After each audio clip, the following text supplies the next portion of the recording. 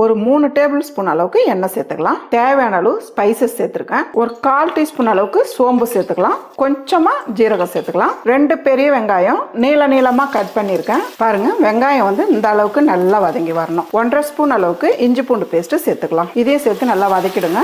கொஞ்சமா கருவேப்பிலை சேர்த்துக்கலாம். 2 தக்காளி நீள நீளமா கட் பண்ணியிருக்கேன். தக்காளி சேர்த்து ஓரளவுக்கு வதக்கினா போதும். நல்லா வதங்கி இருக்கு. நான் வந்து 1 கிலோ சிக்கன் எடுத்திருக்கேன். இப்போ சிக்கன் சேர்த்துக்கலாம். நான் ஒரு உருளைக்கிழங்கு எடுத்து தோல் சீவிட்டு கழுவிட்டு கட் பண்ணி வச்சிருக்கேன். நான் வந்து ஒரு 3லேருந்து 4 நிமிஷத்துக்கு அப்படியே அடுப்பில் விட்டுருக்கேன். நல்லா கிளறி விட்டுருக்கேன். 1 ஸ்பூன் அளவுக்கு மிளகாய் தூள் சேர்த்துக்கலாம்.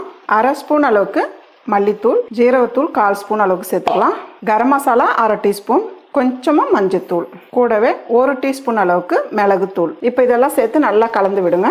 இப்போ வந்து நம்ம தண்ணி சேர்த்துக்கலாம். நான் வந்து 1 கப் அளவுக்கு தண்ணி சேர்க்க போகிறேன். கூடவே உப்பு சேர்த்துக்கலாம். மீடியமான தீயில ஒரு 10 நிமிஷம் மூடி வைக்கலாம். நடுவில் எடுத்து கிளறி விடுங்க. எவ்வளோ நல்லா இருக்கு பாருங்க. 2 பச்சை மிளகாய் 4 கட் பண்ணியிருக்கேன். கூடவே பொடியாக நறுக்கின கொத்தமல்லி. ரொம்ப ரொம்ப ரொம்ப டேஸ்டான சிக்கன் கிரேவி ரெடி.